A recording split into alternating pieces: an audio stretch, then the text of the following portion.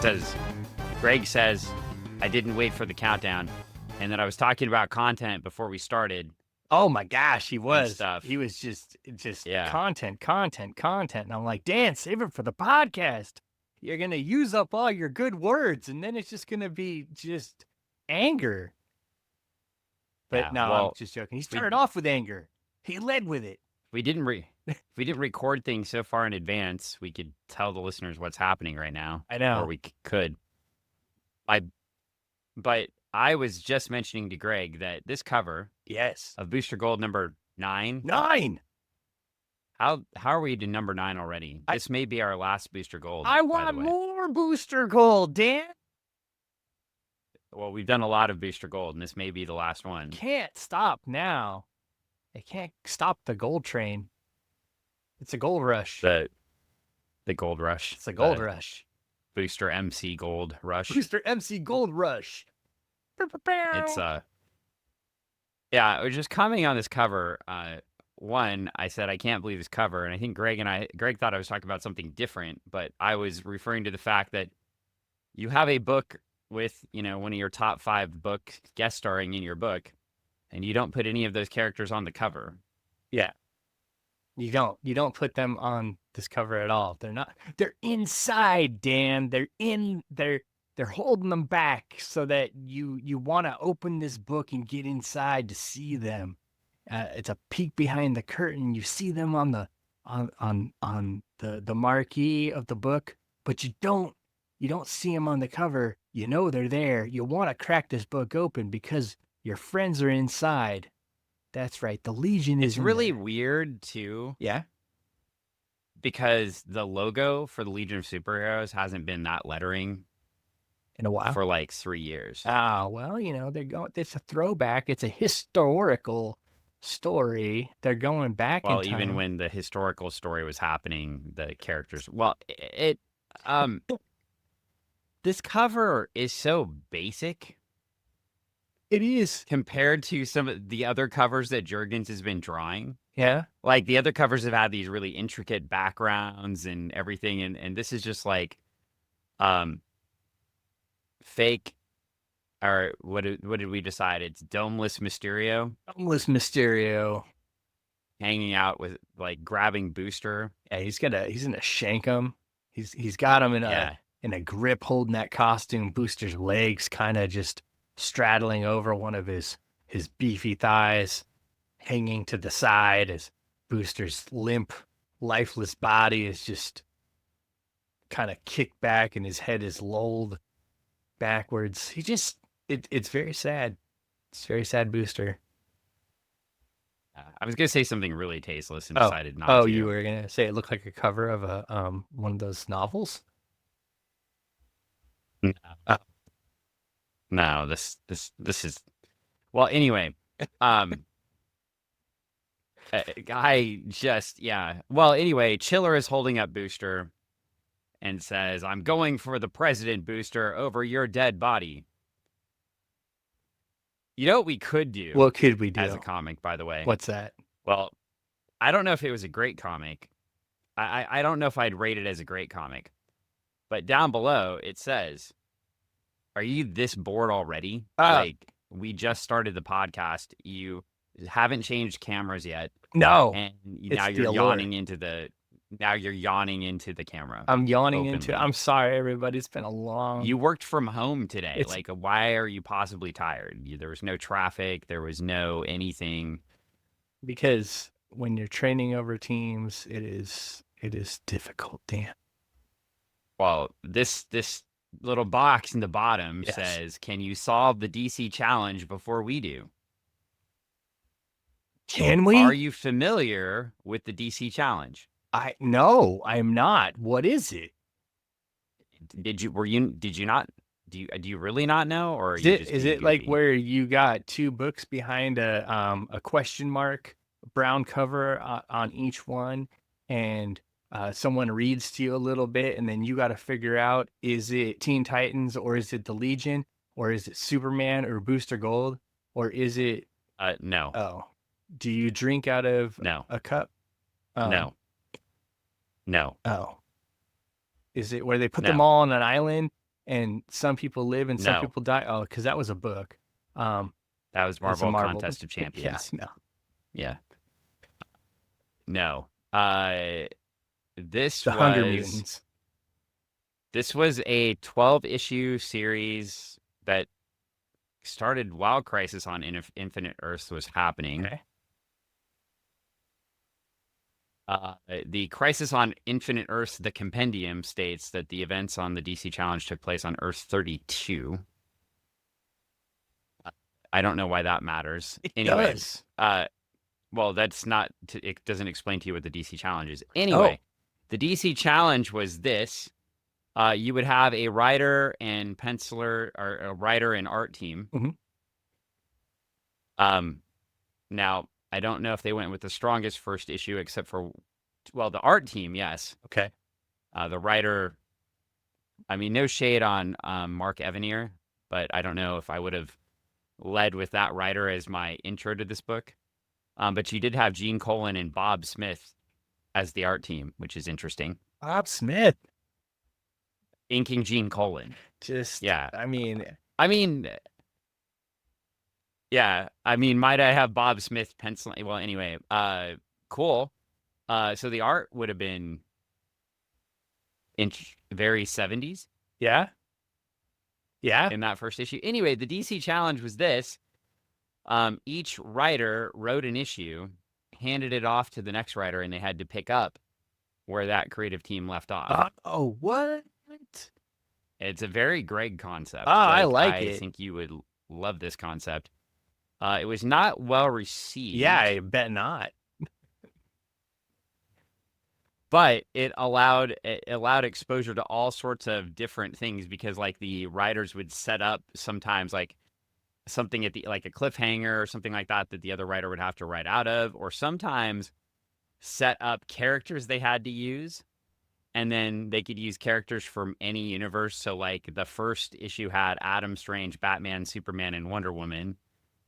Not way to go out of your comfort zone, Mr. Evanier. But the second issue had all sorts of people in it, like Killer?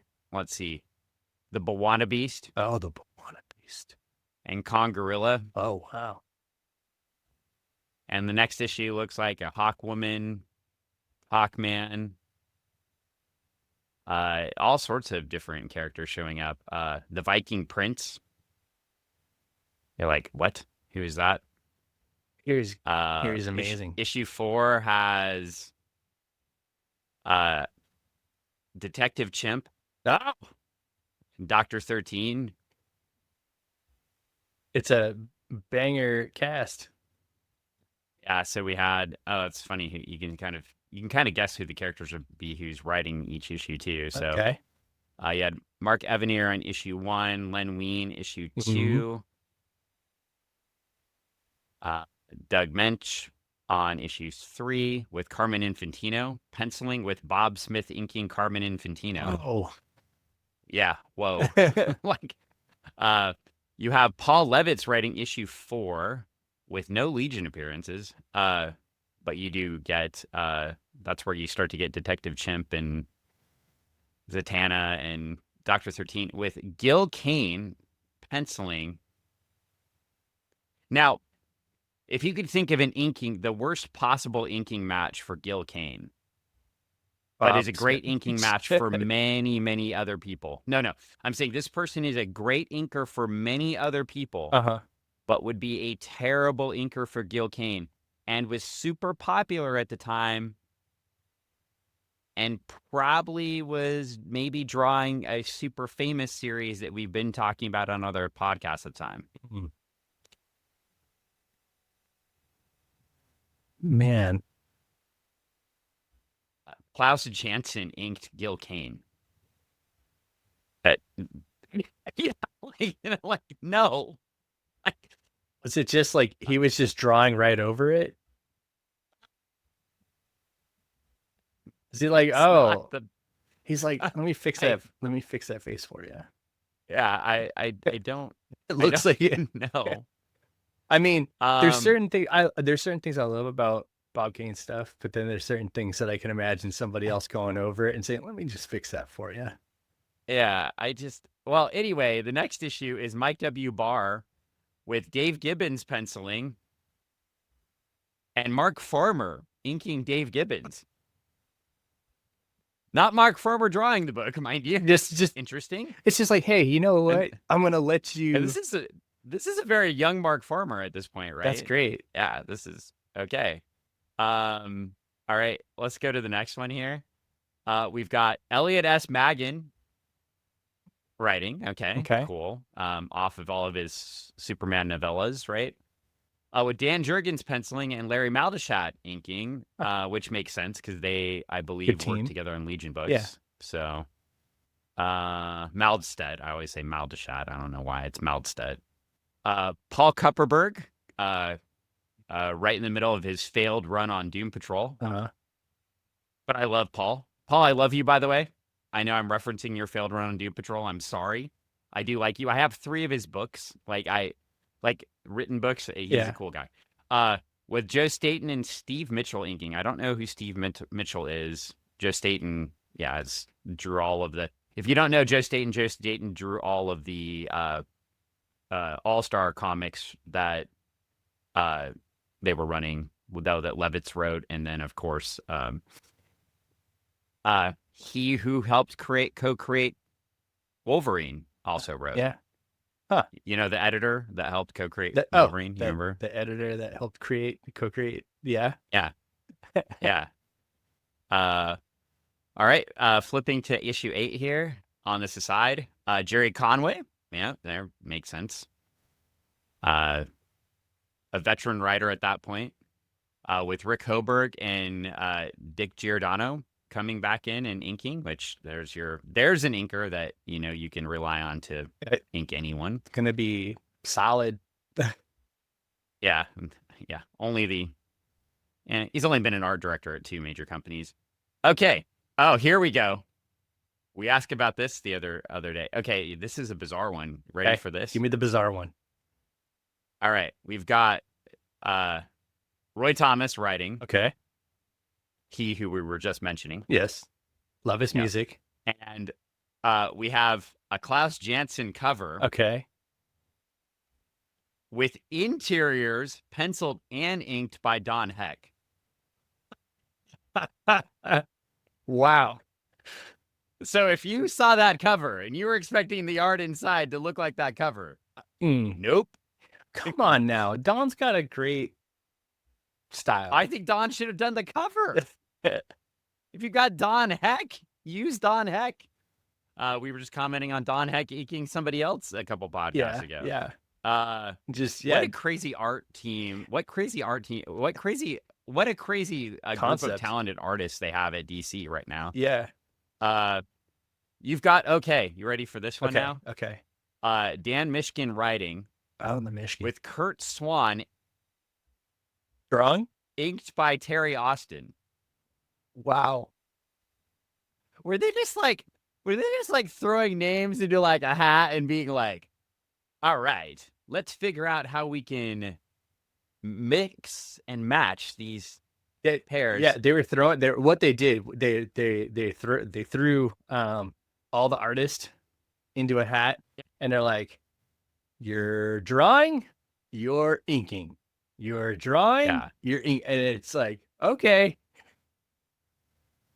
It's really here. You can see it. It's like all Terry Austin is making all of his characters, all of the Kurt Swan characters just float. Wow. Yeah. Okay. That's interesting. Okay. Let's go to number 11 here.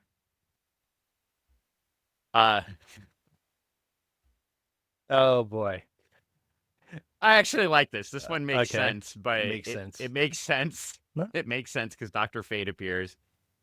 But again, the combination is interesting. We've got a Marv Wolfman and Carrie Bates story. Okay. All right. I'm into the it. 2 opposition writers and editors, right, in the 70s at DC and Marvel, right? I'm into it, though. I'm into it. Writing the story. With Keith Giffen penciling. Okay. Yeah, with Dave Hunt inking. Probably the soundest combination. Now, this is where I think the writers, they were just like, all right, let's put the opposition editors together and go. Yeah, come up with a story. Let's lock you to a room and see if somebody dies. It is a really actually amazing cover. This is some early Keith Giffen crazy art as he starts that really in-depth line phase. Yeah, crazy art. Like, no, it is very, very, very cool. It is very cool. Oh yeah. That is cool. That is fantastic. Yeah. All right. And then finally issue 12, if you're bored of this, by the way. And if you're not, go read the DC Challenge. We should do it. It was a crazy mess. If you think we should do it, let us know. Yeah. Oh, it's a side podcast. In issue 12, they let everybody do something. So, oh boy. You had writers Mark Evanier, Dan Mishkin, Roy Thomas, Jerry Conway, Len Wein, and Marv Wolfman. You all get a page. And artists, cover by Jerry Ordway. Cool. Okay. With pencilers Dan Spiegel, Dennis Cohen, Luke McDonnell, Stan Walk, Steve Lytle, Ross Andrew, Tom Mandrake, and inked by a whole bunch of different people. Yeah. A whole bunch of different people. That's I'm just joking. I know. The irony here is it would be really interesting if they had originally gone to Steve Lytle to draw the whole issue. And then they were like, yeah, there's no way he can be fast enough to draw this issue. We'll just put you on the last one. And only for 2 pages. So yeah. And then they did another DC Challenge series a few years ago in honor of Jack Kirby. Oh yeah. That one's fun. That's cool. Yeah, so I think that was fun. I mean, it was worth it to read it and seeing a bunch of artists trying to be Jack Kirby, even though Jack Kirby says, "Don't be me." Don't be. And it was the Commandy Challenge. Sorry, the Commandy Challenge. Yeah, I thought that was a lot of fun for the Commandy fans. Yeah, I love Commandy. I Who know. doesn't love Commandy? I know. Who doesn't? Okay. Well, anyway, back to this issue, which we haven't left because can you solve the DC Challenge before we do? We never got off the cover. The cover that you're like, oh, I don't like this cover, but you found something on the cover that you really like, the DC Challenge. Yeah. Well, the chiller is stupid. Honestly, if I have any complaints, I mean, you've heard them loud and clear, folks. If I have any complaints about this book, it's the villains are shit. I mean, they're not great, but they're not terrible. I've seen worse. They're terrible. I've seen worse. The Twister was terrible. I honestly thought he was going to be something else, and then he threw us for a loop. Everybody, he threw us for a loop. Yeah, he tied your mind in knots. He did. He tied my mind in knots, and now we got the Chiller, and Blackguard is one of the worst villains I've ever seen. That's Blackguard's kind of terrible. The Mind Dancer. I mean, Mind Dancer had some potential if we get her out of that costume. Yeah, but then no you offense, got Mr. Jurgens. But then you got, I mean, then it's just it just keeps filing. Cobra Commander though. I mean, I love it. Yeah, Diamond Face Commander. Yeah, Diamond Face. Well, anyway. Yeah. I do like the idea of Dan Jurgens tying into the 1,000, 100, 10,000, whatever, and making it 10, tying Booster firmly into Metropolis, launching Booster into that world. Yeah. It makes sense. I do like that element of it. I like the Rose and Thorn appearance so far. Yeah. It was probably my favorite guest star, honestly. The Superman guest appearance. Superman was just a giant asshole. Typical of the time. And then, thank you, John Byrne. And then, now the Legion's here, and they're kind of being jerks too. Well, I mean, their stuff did get stolen. Their stuff got stolen. They're like, dude, this guy took our shit, and they want it back. And apparently, Dan Jurgens got really tired of drawing backgrounds because we get to the next page, and last issue, Chameleon Boy had Booster all tied up. Yeah. And in the fruit and by the foot. Other two, Brainiac 5 and Ultra Boy, were watching.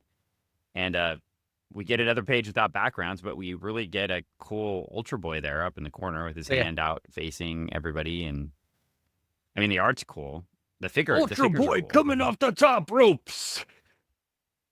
Ultra Boy, clearly, you should probably be talking to Ultra Boy about the butt routine there. I know, his butt looking good, not a weak ass. He's got it. His ACL is not going to go out. But we don't get to see Brainiac 5's butt because they put Ultra Boy's foot right in the middle of it. In the butt.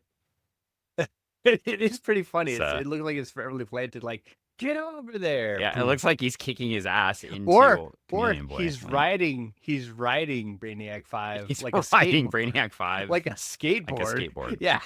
Yeah, please preface that with what you're saying.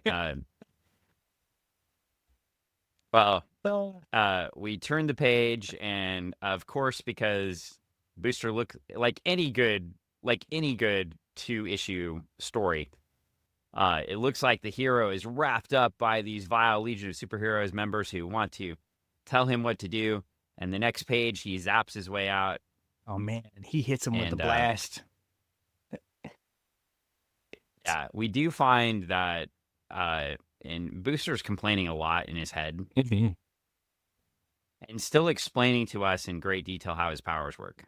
Yeah. In his head. Well, I mean, it's all new. I mean, when you I like that. Yeah, it's all new. We don't know. We're only issue 9. Yeah, well, I mean, this is like but it's his first appearance, in a sense, right?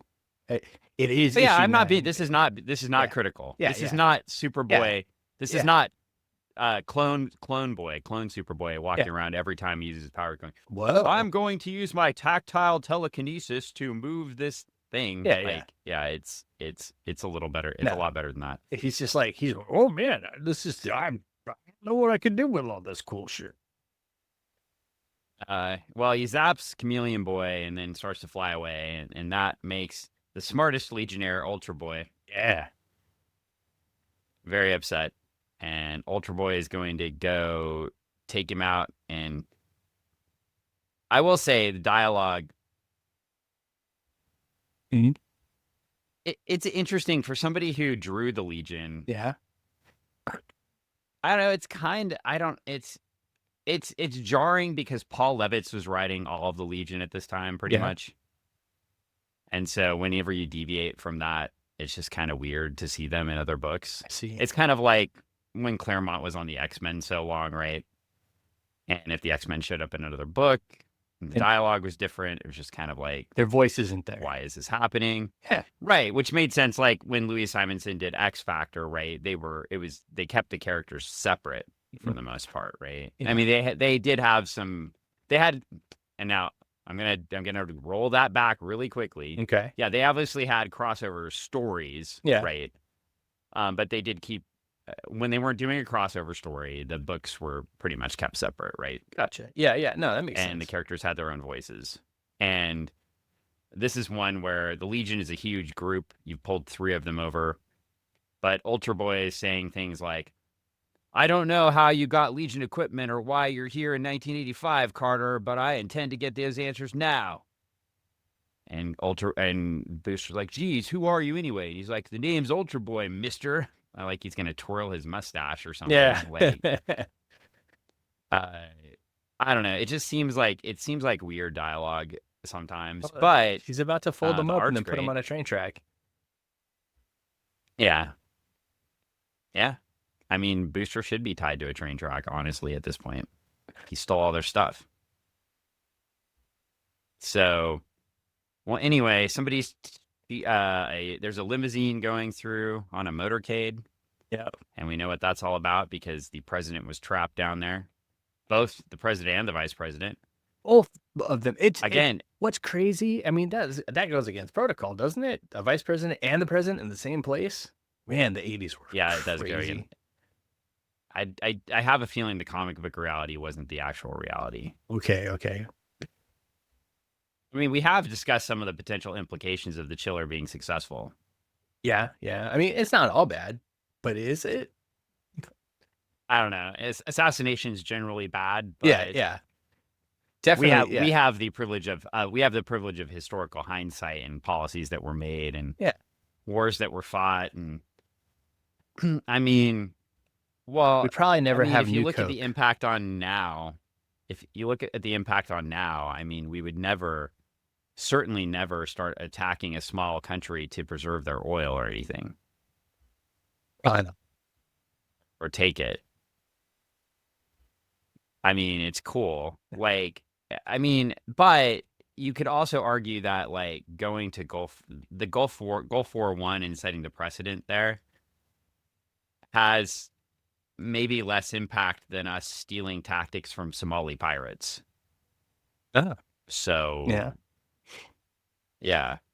However, yeah, I do fully expect Pete Hegseth to be rolling out a video with "I'm a Real American" playing on it. Most likely. Yeah, I mean, most likely. You know, one piece of shit plays music from another piece of shit, so it all fits together. It's how the stew gets made. I don't know. But boy, in 1986, did we love some Hulk Hogan? Yeah, sure. Yeah, we did. Now, were you a Hulk Hogan fan or were you a Macho Man fan? I was a Macho Man fan. Even though he was a bad guy. Even though he was a bad guy. Didn't matter. I like Andre the Giant. I like Macho Man. I liked and man, I can't even say his name because I mean like there's a lot of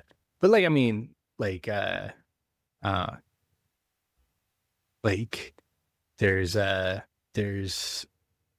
definitely like a lot of I don't know what it is. I always rooted for the bad guys. Yeah, you were to see, and I was you of course know I rooted for whoever I was told to root for. Yeah. It's obviously you gotta love. You don't root for bad people. You don't root for the bad guy. I mean, what were we looking at here? Roddy Piper. Roddy Piper. Like, was he a bad guy? Well, Roddy Piper was a bad guy. Yeah, he was a bad guy. Well, he was going from bad guy to good guy. I think he was a bad. This was WrestleMania 2 times, so this is. He was floating that line, but I always liked him because he was kind of like he was kind of crazy in the sense like breaking bottles on his head and doing stuff. He was a blader, so he's bleeding and stuff. It was like the hell is going on? Well, what do we have here? We've got let me go through the card with you really quick here. We had looks like we had what do we have? There was this is the weird one that was at 3 locations. So you have, you would have been actually angry. I was actually unhappy with this one. You got Paul Orndorff. I didn't get to watch this, of course, live. I got to see it on the videotapes on the Coliseum videotapes from. What was the video store? Hollywood Video. Is it Hollywood or did you get from Mega Food? There was no, not from Mega Food. Did you go to the gas station? Oh, the one by Safeway. Shoot. That had the curtain where in the room you weren't allowed to go back to. I can't remember the name of it. But I know the place you're talking about. I see it in my mind. Yeah, that's where we got our videos. I see it in my mind. We used to go to the Paul Orndorff versus the Magnificent Morocco. Randy Savage with Miss Elizabeth defeated George the Animal Steel, but as you will recall, George got to carry Elizabeth away, right? Yeah. I believe. Yeah. That drove Randy crazy. Jake Roberts defeated some person named George Wells. That sounds like a squash match to me. It does. How is that on WrestleMania? Mr. T defeated Roddy Piper in a boxing match, which I remember not liking. Actually, I didn't. Mr. T should be able to beat Roddy Piper. But it's a boxing match. Well, we rooted for Mr. T. Yeah. The fabulous Moolah. How old is she at that point? Like at this 50s? Point, yeah, she's getting to the age where she's bringing in the young bloods, the young ladies. Well, she defeated Velvet McIntyre. Okay. Yeah. Corporal Kirchner, who was the person they tried to bring in to replace Sergeant Slaughter, and it didn't work. Yeah. Defeated Nikolai Volkov. Andre the Giant won a battle royal. He's smacking people out. Defeating Bret Hart as the last person. The British Bulldogs Go ahead. defeated the Dream Team of Greg Valentine and Brutus Beefcake. Oh, wow. Yeah. Ricky Steamboat defeated Hercules Hernandez. Yes. Yes. Setting up for the Ricky Steamboat Macho Man feud for WrestleMania 3. Yes. Which was Adrian tough Adonis. I'm going to say, which is tough because if you like both of them, it's hard because they're both like, I mean, amazing. Yes. So it's tough. Adrian Adonis defeated Uncle Elmer. Yeah, I love his pancakes. The Funks. Oh, the Funks.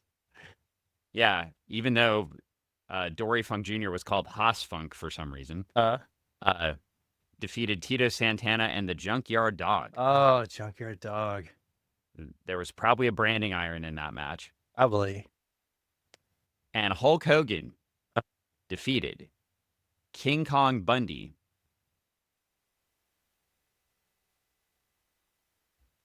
Sad day for the Heenan family. Sad day. Well, anyway, so that's what you were looking at here in comparison in 1986. Yeah. These were the heroes. You had heroes like Hulk Hogan and Mr. T and America. And right here, you have the anti-Mr. T, Booster Gold. There's no teaming up with Mr. T cartoon here. But Booster believed in what Mr. T said. You better be somebody or you're going to be somebody's fool. And he was going to be somebody. He was going to be the fool. No, he wasn't going to be the fool. He is the fool, but he's going to be somebody while being the fool. Oh, I'm messing it up. Damn it. Ultra Boy's kicking his ass and throwing him all over the city. Yeah. So much for the low profile the Legion was supposed to be keeping here in the 20th century. Breaking stuff left and right, smashing stuff. Things are blowing up. I love the Ultra Boy just grinning as he gets shot with the blaster thing. Fire. Yeah, because he's like, ultra strong. Haha, I'm invulnerable. Haha. Not Dummy. always, though, because he can only use one power at a time. We flip the page, and Ronnie's back there going, "You're not Agent Zimmer." He's like, "Good thinking, guys. My name's the Chiller." And George W. Bush, H.W. Bush, sorry, says, "Unfortunately, Mr. President, as I recall from CIA briefings, the Chiller is an international hitman of extraordinary ability." So they acknowledge George H.W.'s previous CIA experience. Oh, wow. Yeah. I mean, he wasn't he was cut. He was a guy. And then he says, "Not gonna, I'd say we're obviously his next target." Well, George, it's if that's so, well, I can't see that far. It's terrible. My bifocals. We are the worst. When South Park says celebrity bad celebrity impersonation, that's or us. whatever, we are living up to that. We're doing it. We're doing it. Are you watching the South Park right now? By the way, I'm not. I'm ashamed of you for not watching the season. But Dan, I drive a Prius. I'm doing my part. Look, Satan was just having his baby in the last episode. Oh, really? Well, that's nice. Yeah. Yeah. I can't believe you're not watching that. Jesus is turned into a bro now. Wow. Yeah. Does he have broccoli hair? No, but he has a goatee. Oh, he's a bro, not a bruh. Yeah. He walks around playing guitar like he's Bill and Ted, breaking things with his guitar. That's cool. Yeah. It's I can't believe you haven't. Anyway, I haven't seen it. Get back to me when you've spent the 2 hours to watch the 5 episodes that are out this season. I'm currently watching the other show you told me to watch. What? Oh, The Chair Company? Yeah. It's pretty much my life. Fantastic. So. The Chair Company, but those are only 20-minute episodes. No, right? I'm saying the actual show is very much like my life. So I mean, yeah. Oh, you fell off a chair and then you started investigating the entire. Yeah, company. I went down the rabbit hole, Dan. I couldn't stop, and then there was a guy in my closet, and he's like, "There's no way out," and I'm spoiling things for people, but that's okay. The Chair Company is honestly like a television show version of this podcast. Oh, it is. It just like goes everywhere. Like It goes you're everywhere. just like, okay, what will happen next?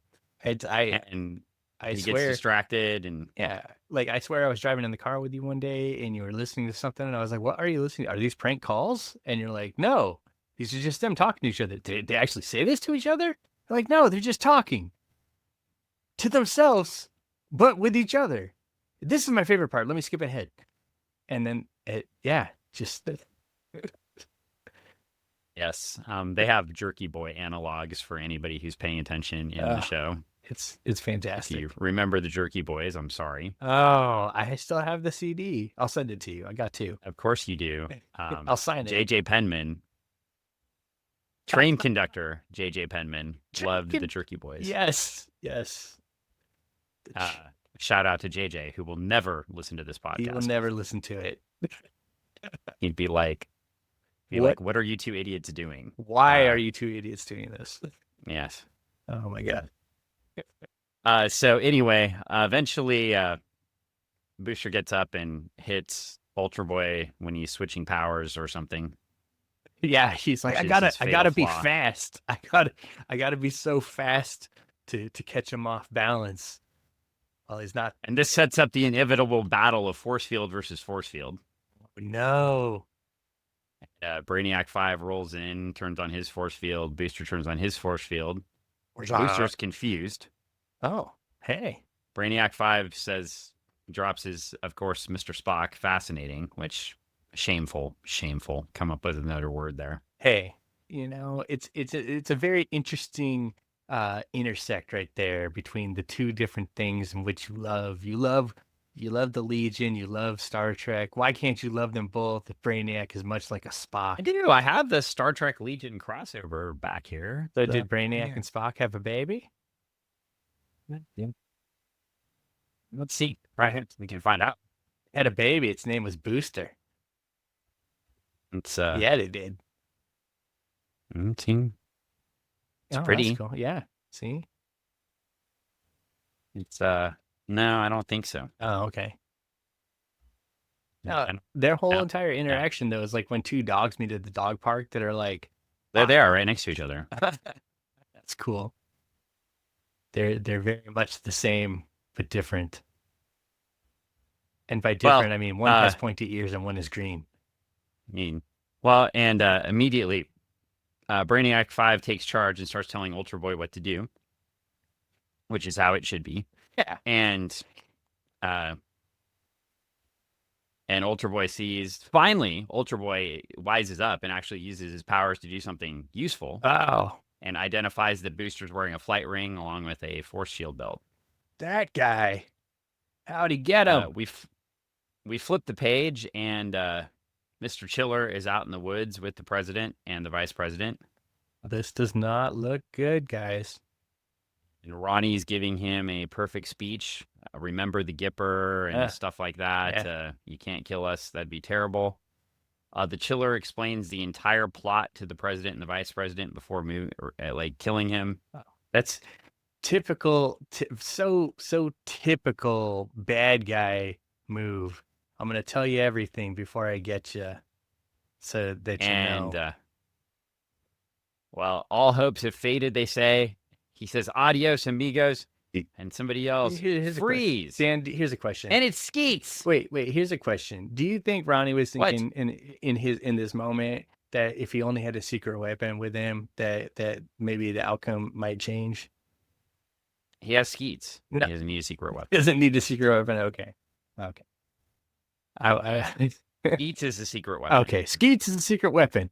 All right, Skeets is there. I don't think look, I mean, not to be too ugly, but but this is 1986. Yeah. I don't think Ronald Reagan's remembering what he had for breakfast.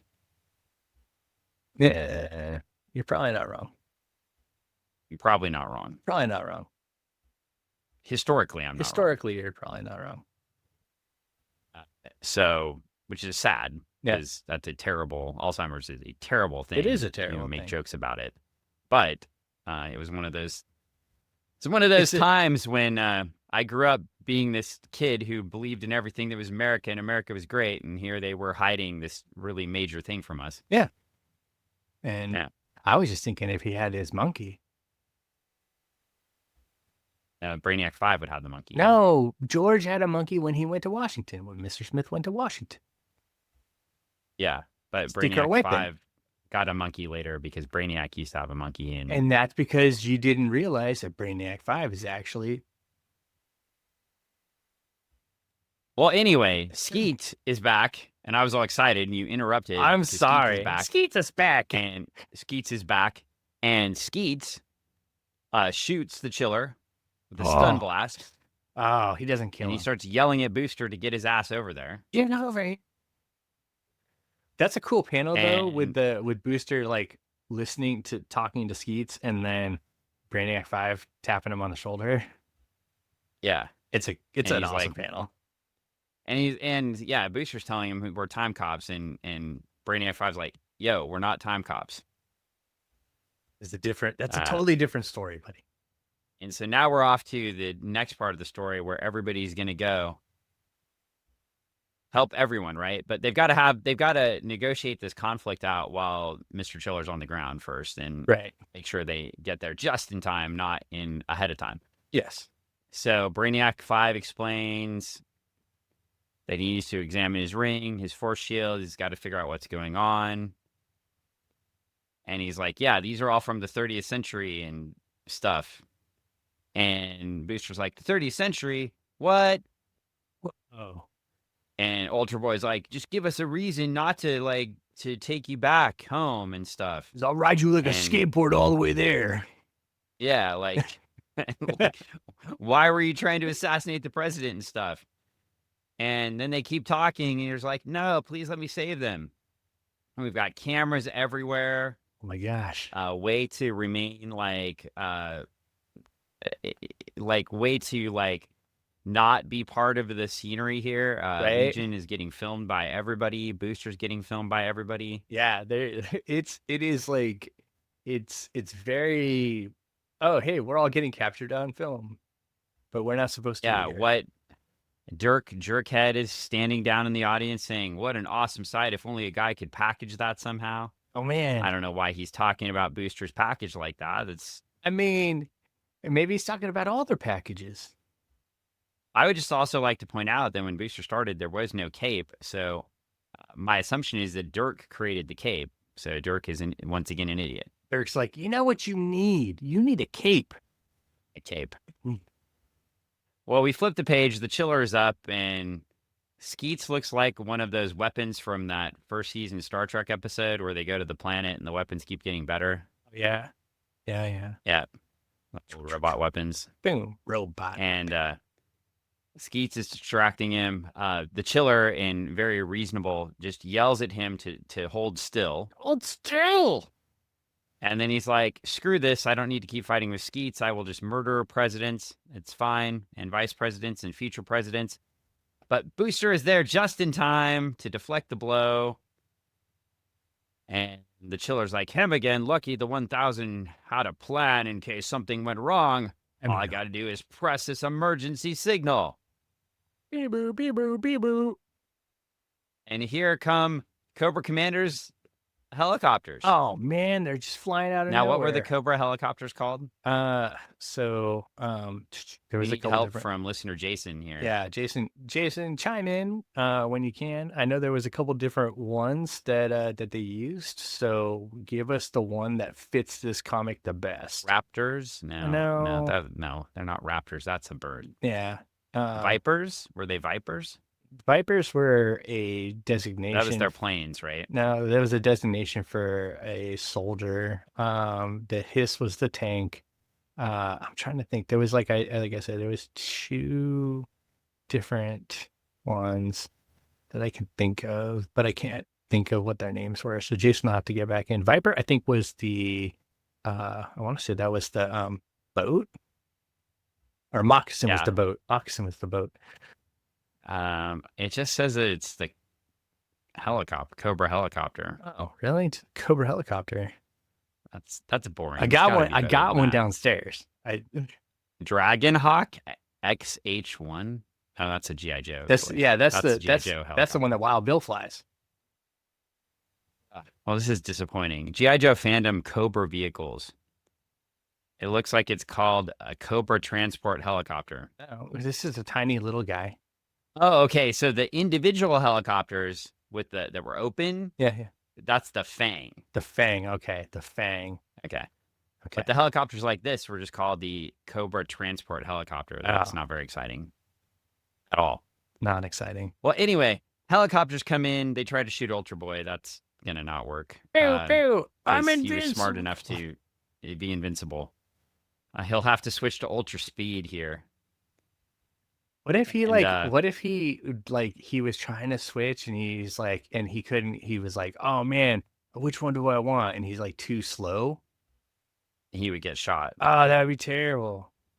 They did write into Legion lore later that he, in the 1989 Dark series, thank you, Dark Knight Returns. Yeah. The 5 years later, Legion, they blow up a building with Ultra Boy in it, and he survives. And the argument is he just leaves on, he leaves his powers on invulnerable as his natural state, which makes sense. Yeah, that makes sense. So, and then he switches. But yeah, there have been issues where he was switching between powers and got smacked or hit or whatever. Also, some people have speculated, how can you use super strength without invulnerability? You would crush your hand in your body. Well, I mean, so there is some fandom that says he has a little bit of invulnerability all the time and has a little bit of super strength all the time and has a little bit of speed all the time. But then his powers he can direct them toward a thing. He's directing it. That's the fandom explanation. That makes sense. But yeah. So anyway, Brainiac 5 says things are ancient. Ronnie's concerned. Yeah. What do you mean, ancient? I'm a young man. Yeah. Well, they get the two into the vehicle. Brainiac 5 protects them with their force field. Booster goes through an entire helicopter. Yeah. And the Cobra soldiers jump out. 1,000 soldiers jump out. Because they have to show them alive, because it'd be really cool if they're really paying tribute to G.I. Joe. They'd have them going down in little parachutes in the background. Yeah. With laser blast. Yeah, and I think the best part though is Skeets is like, "Hey, Booster, you should not go through a helicopter," and Booster's like, "Yeah, I'm doing that anyway," and then he says that felt good, and Skeets like, "Oh, incredible! That's cool. You can do things." It looks like Chameleon Boy has changed into a giant space dragon, and space dragon carrying away the limousine, while Ultra Boy is fighting with the other helicopter. He goes ahead and grabs the other helicopter and uses his ultra strength, smash, to slam it into the ground. I'm sure the pilots are fine. See, they're running away on the next page. Look at it. Yeah, they got out just fine. They're not like, oh man, it didn't feel great, but I'm fine.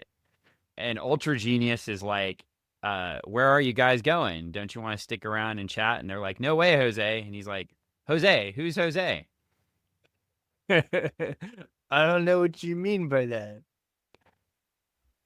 Is what he needs saying. Lessons from Skeets about vernacular of the time. Too. Yeah, it's like, yeah.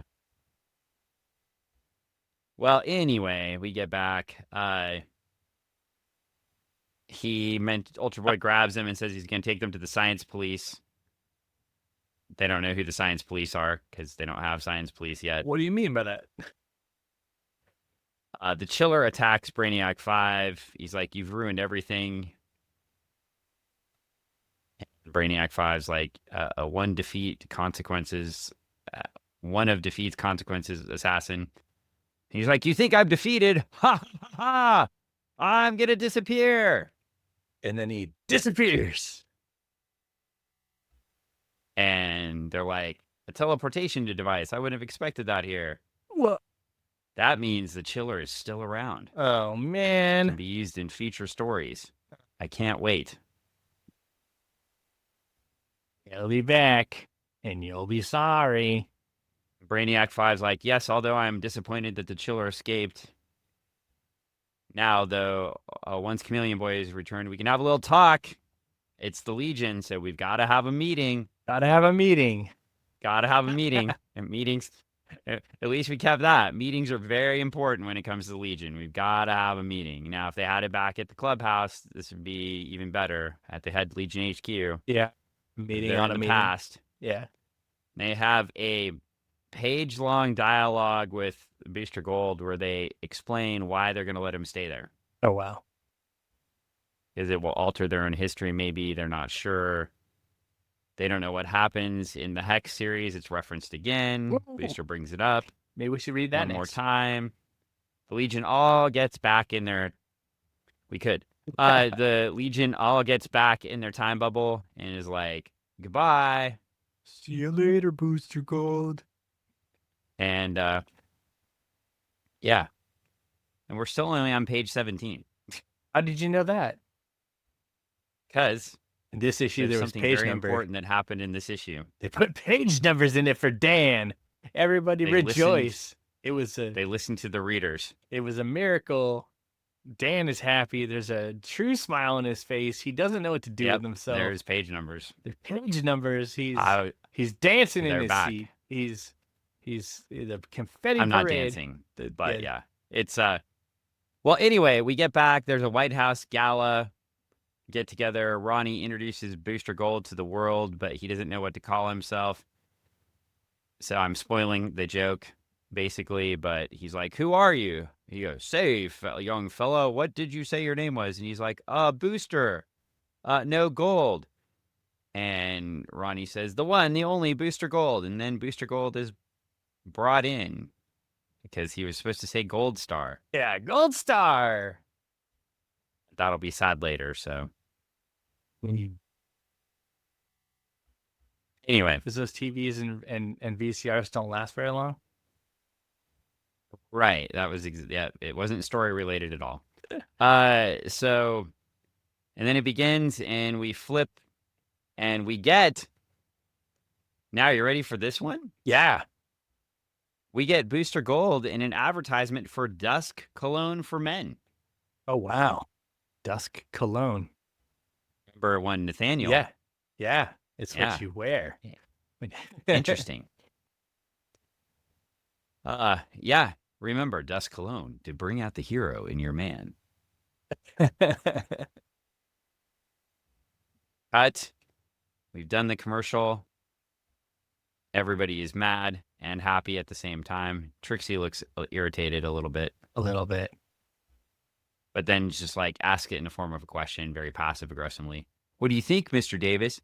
Does it have the stuff to be a good commercial?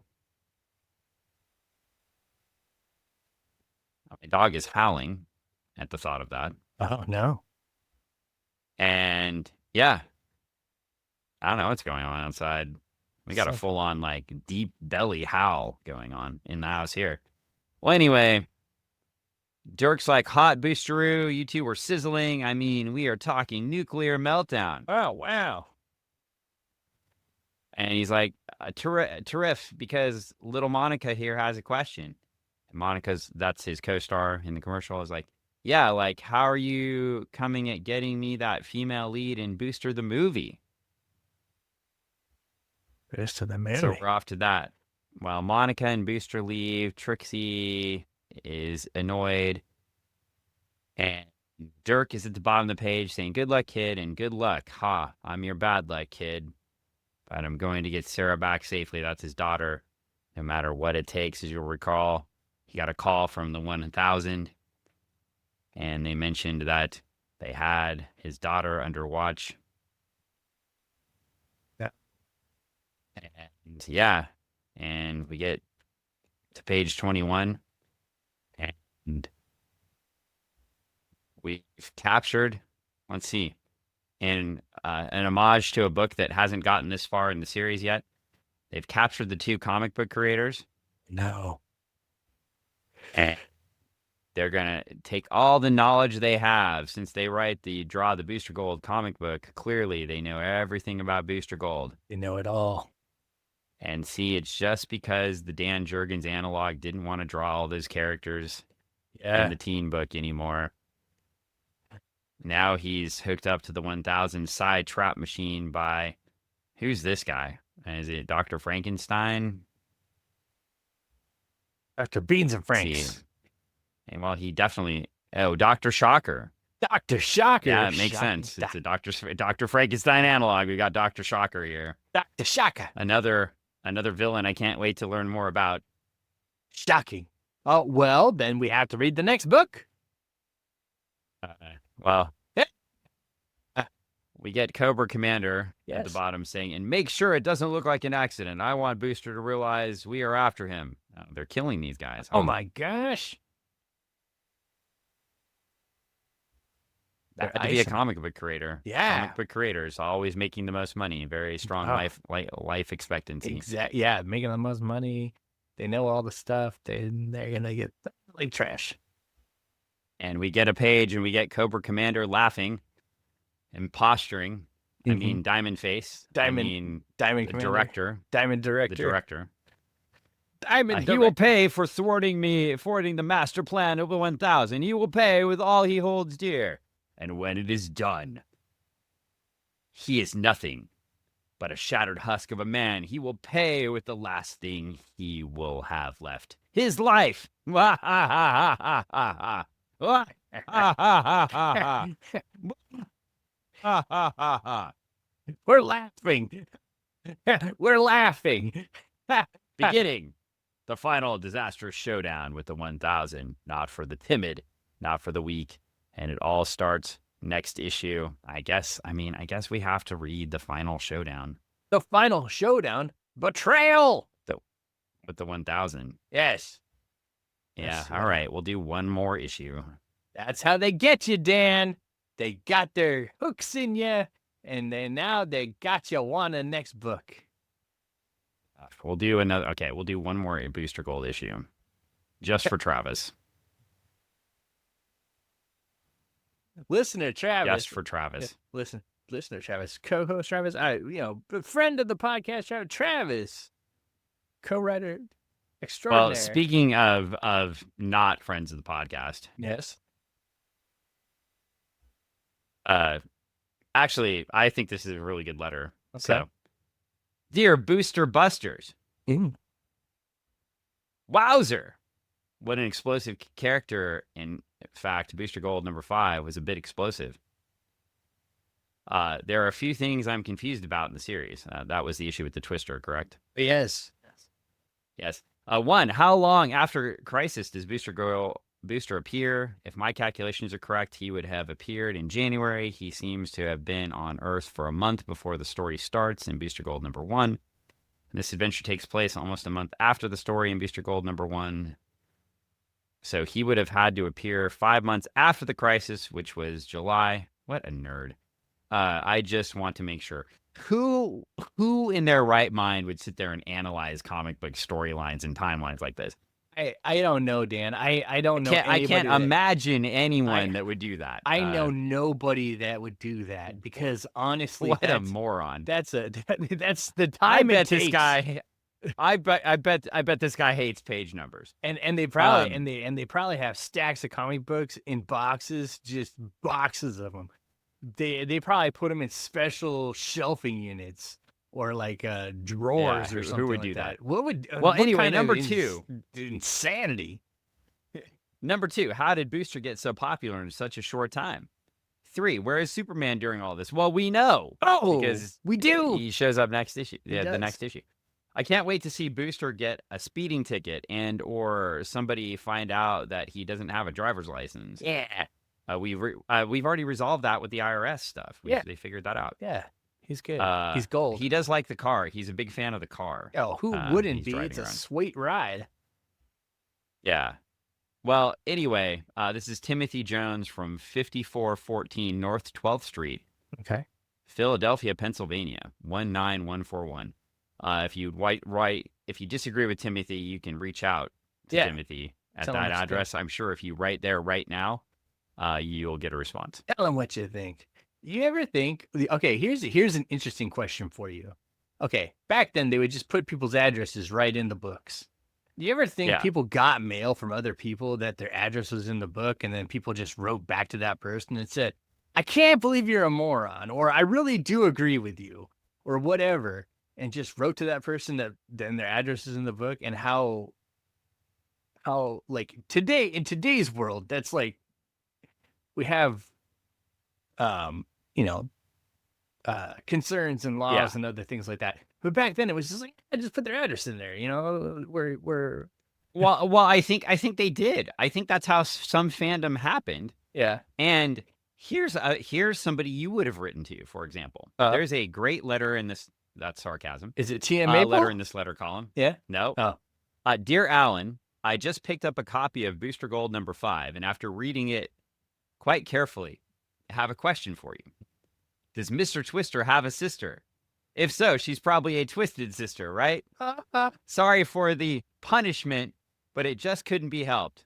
Elvis Orton, route number 4, box 120, Dawson Springs, Kentucky, 42408. And then you would have written to Mr. Elvis, and you all would have become friends forever. It's true, though. When you put it that way, honestly, I bet you friendships were forged. People met and hung out. The fandoms were created. This is before BBS, before mudding and other things like that, because the early internet wasn't even a thing. AIM wasn't a thing. People weren't doing any of those types of chats. You are incorrect, actually. What do you mean? I mean, I know there was bulletin board systems were up at this point. I know there was, yeah, but I mean, do you think people were actually? They weren't as prevalent, I should say. They weren't. That is true. I would have to look up numbers in the newspaper or back, and then I would call the number and log in with my modem, and then I would talk to one person at a time, or you'd leave things on a bulletin board. Yes. But the only times the people that were using bulletin boards at this time were people that either had the luxury of having a modem at home in this day and age, or they were at a school, or like a school as in like their high school had a computer with a modem, or they're going to a college that had modems, or you work somewhere that had a modem. But it wasn't something that was easily accessible to everybody. It wasn't until and I would say mine was probably the next year, but as a 12-year-old too, talking on a bulletin board system, it probably wasn't the best environment. Oh, definitely not. I mean, like, but I was usually talking to high schoolers that were like 3 years older, or 3 or 4 years older than me. So, hey, what's going on? You guys did?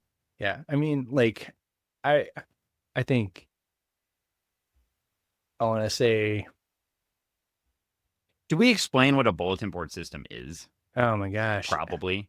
So a bulletin board system basically was you set up a local server at your house, and it wasn't. I mean, that's it. No, to simplify it for somebody nowadays, it's like having a group chat on your computer, but it was the real basic. But only one person could call at a time.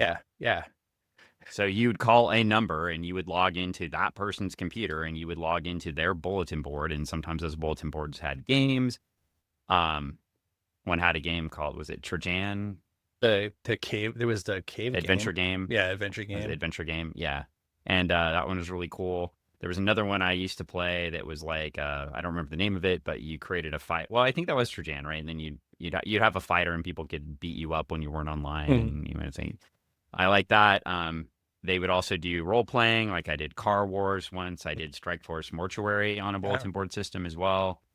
That was interesting because I didn't know Marvel that well, but it was fine because it was just basically it was the Marvel system where you created a character and then did things. We did another one. I was in another bulletin board system. I was kind of a nerd, if y'all can't tell. It was another bulletin board system where we were doing a basic, I call it like Model UN sort of, but you were a country, like a cross between Model UN and Risk. But basically, you were a country. And I was definitely the youngest person playing because I was Canada, and I wanted Canada to have nuclear weapons, and I didn't understand why that wasn't okay.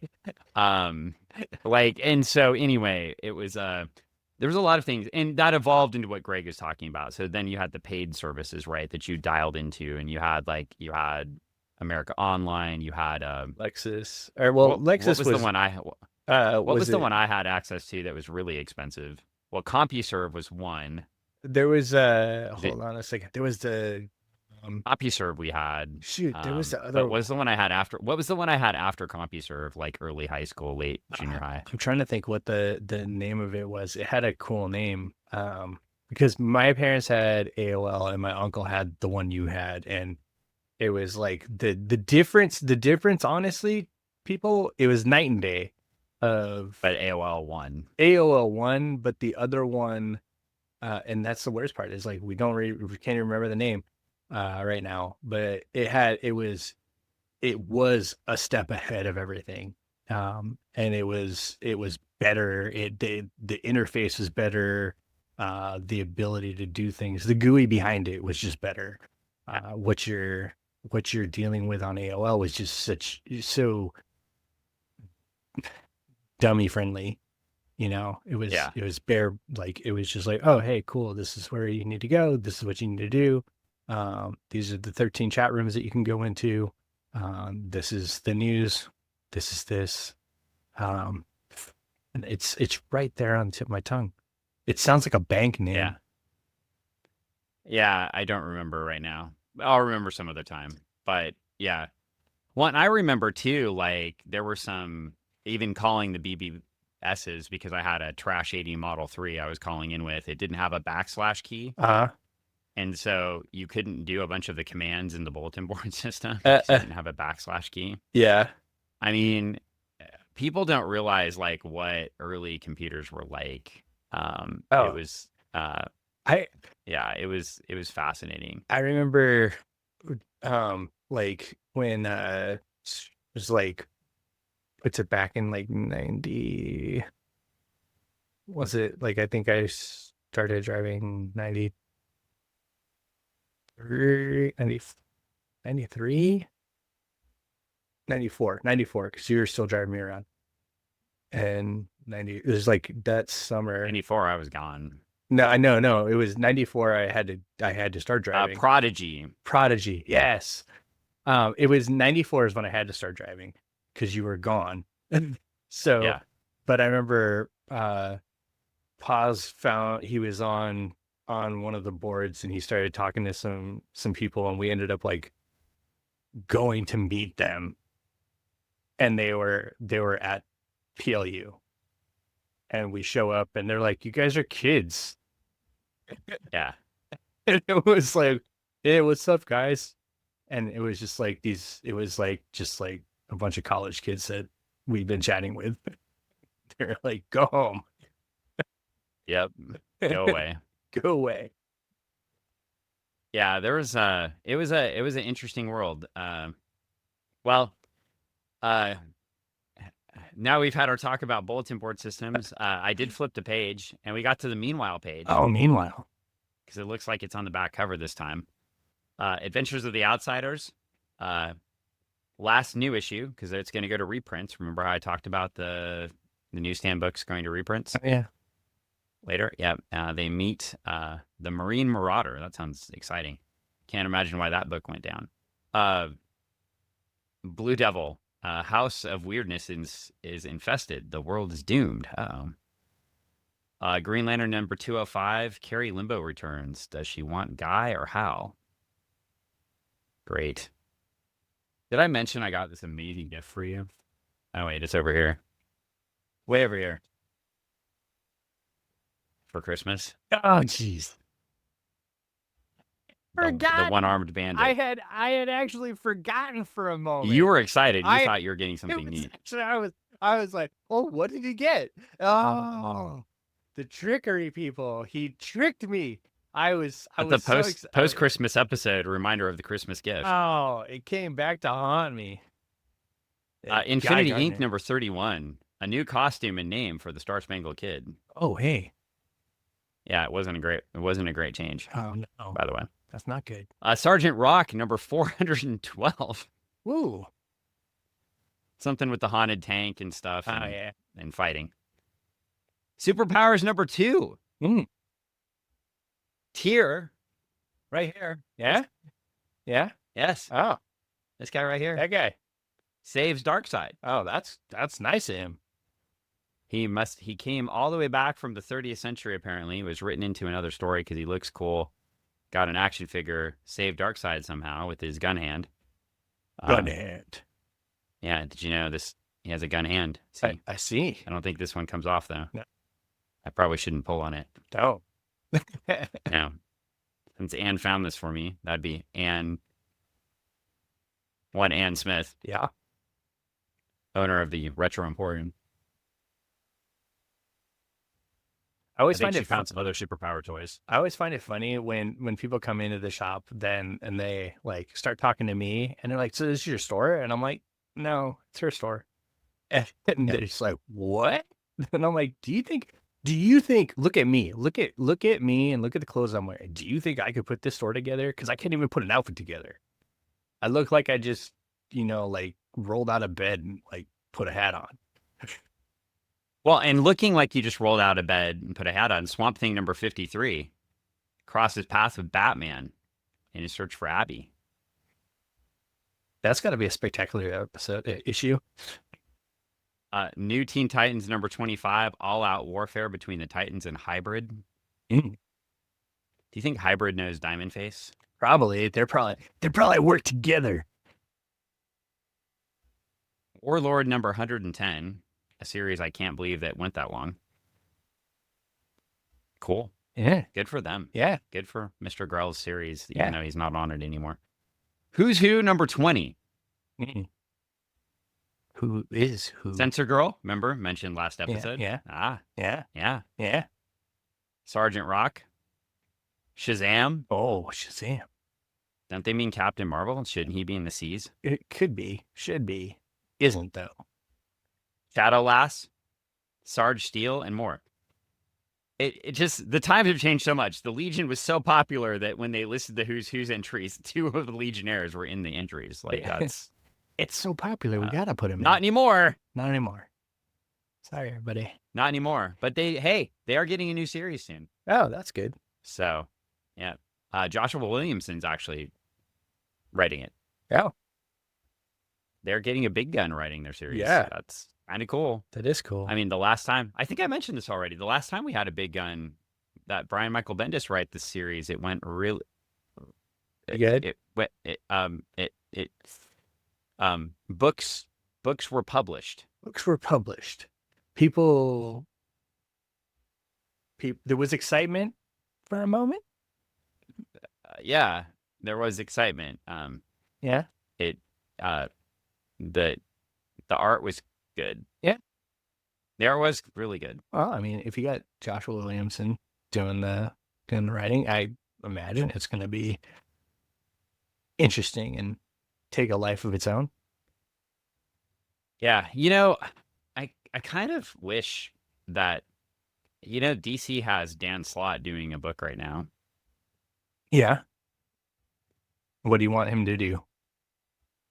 Legion. Do you think he would do Legion? No.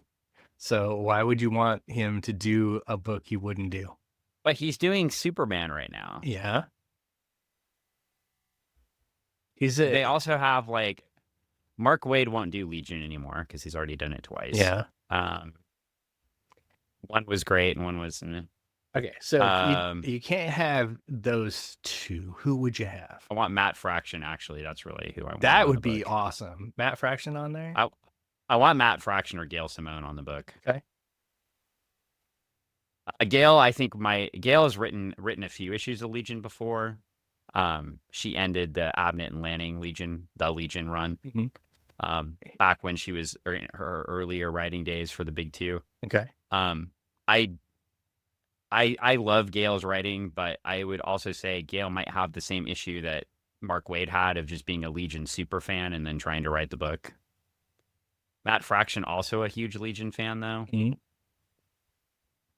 Maybe I should quit wanting the huge Legion fans to write the book. So, well, here's a question then. You say Matt Fraction, you say Gail Simone. What's to say if you're already thinking Matt Fraction, why not Kelly Sue? You don't, I think there'd be something different. Yeah.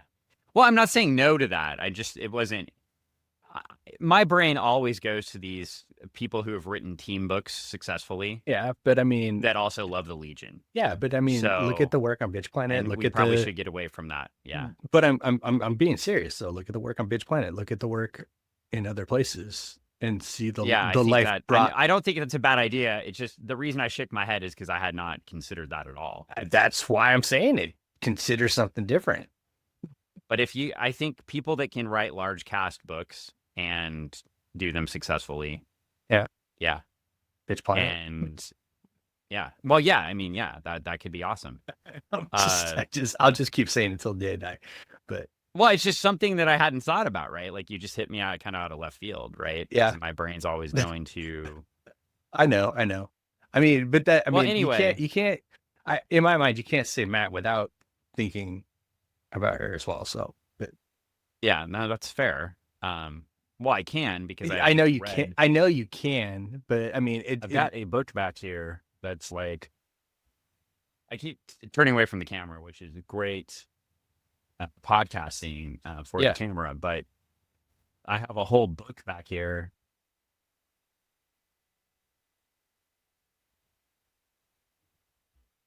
Called Teenagers from the Future, Essays on the Legion of Superheroes. And Matt Fraction wrote the foreword for this book. Oh, wow. Yeah. That's good. That's cool. Talk about a fan. Yeah. I mean, this is a whole book full of fan essays. But, you're a big enough fan to contribute to that in that way. That's really cool. Just to give you some context of why I was thinking of Matt Fraction. But anyway, enough of this. Yeah. We need to end this podcast. Yeah. Because it has gone a long time. It has gone a long time. Thank you for joining us for the whole ride of an hour and over almost 20 minutes. Hopefully you read the DC Challenge because while it definitely had its limitations, I think it's one of those historical pieces that's kind of fun because that's why we went through all those writers and authors. We've already mentioned the Retro Emporium on Meeker Street in Kent, Washington. If you are listening when we record this podcast, you definitely should not go there right now. But since this podcast will be coming out in the future, you should absolutely go there. Yeah. It'll be after Christmas. Take your Christmas gifts back that the people who just gave you random shit like this right here, and you never wanted it. Take that back to the store and see if they'll trade you something for it. Well, don't take it to the Retro Emporium. Oh, take it back to any other store but the Retro Emporium. Get money. And then go to the Retro Emporium and buy what you want. I don't think there's anything we could do with that. I don't think anybody I could just continue to collect just Guy Gardners. Maybe that's what I'll do. Yes, you just have 1,000 Guy Gardners. Yeah, and then give them all back to Dan. Everybody, if you want to make my year, the year 2026, something special, I am starting a Guy Gardner collection. You can send all the Guy Gardner action figures to me, and then I will do something special at the end of the year with them. So, make that our mission. You just go and send them to the Retro Emporium in care of Greg. And we'll see what happens. Get to collecting. Dan's scared. You can see his face. It's great. Okay. All right. That seems like a great idea. Send Greg things that I don't like. Piles of them. And I wonder what's going to happen to them. Okay. And then, of course, I'm wearing the mark of certified jiu-jitsu here. Yeah, you are. For jiu-jitsu lawyer Paul. Jiu-jitsu lawyer Paul gave me the phone number for Night Legal PLLC. And then I promptly didn't write it down or remember it. That's what happens. Because this whole time I've been telling you to contact Paul, but I don't give you any contact information. You just say Night Legal. Yeah. So maybe I'll put the information in the podcast notes or something. That is a good idea. That's swell. That is a fantastic plan. Also, shout out to Jason who told me to make sure I'm reading my DCKO. And even though this will be a good month after or 3 weeks after I read the second issues and whatever, am keeping up on that because I want to see what happens with the Legion and everything in that story and how it moves things forward. So, yes, Jason, thank you for reminding me and keeping me on track. I do have the piles of books I'm reading and keeping up, and we appreciate that. Big shout out to, I had a lot of shout outs lately, but anyway, reading Heroes and Friends by Jim Cornette right now.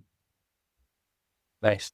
So he sent me one that was dinged up on accident and then sent me a new one. Oh, so, that's nice, Sam. Good on you. I was like, that's cool. And yeah, so he's not just a heel manager at all. he's a collector and a nice guy. I don't remember if I said this last podcast, but he made fun of me on the podcast, though. Actually, made fun of the mailman. He said for anybody to be able to bend their packaging and damage the books, the mailman must be the Incredible Hulk. Oh, hey. But indeed, the book came out very squished in the corner. I don't know if you could get it there, but just because he shouted out to us, to his million listeners, it didn't shout my name or anything, but solved my problem and mentioned it on the air. I thought I'd mention his podcast here. You could go to the Jim Cornette Experience and learn all about wrestling and why people hate Donald Trump, among other things. Yeah. So there you go. And anything else we're advertising today? I think that's everything. Was there something else happening? Wasn't it like, let's see, it's an atmospheric river. Yeah. When we recorded this. Yeah. So now you'll know when. And atmospheric rivers make rain. Yeah. And when you talk about rain, yeah, you think of cyborgs. Of course you don't do. Call the movie Cyborg. It has to do with fighting. And when I go for a walk, the rain is like a nemesis. Yes. To my safety and my dog's happiness. Yeah. Actually, my dog loves the rain, but that's a whole different story. And so then the atmospheric river comes back, and that means it returns. Oh, yeah. So, right. So Travis Webb and Brett Wadelli may finally have a Kickstarter launched that was supposed to launch in September of 2025 called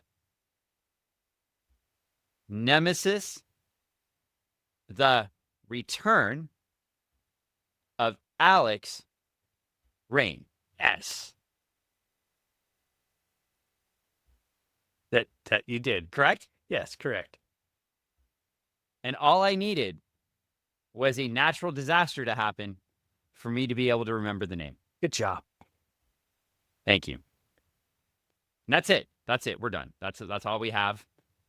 You can have the link to the Kickstarter, follow it, and when it launches, you'll know. Yeah, you'll know. Cool. Is that it? Yeah, that's all. Okay. Bye. See y'all later. Bye, everyone. Goodbye. Goodbye. I hope you had happy holiday times and stuff. Bye. And a great new year. I think this is right after New Year, so. Oh, okay. Well, beginning of a new year. Timey-wise. Yeah. Meet your resolutions and stuff. It'll be great. Yeah. Don't go to the gym. There'll be 9,000 people there. Bye. Bye.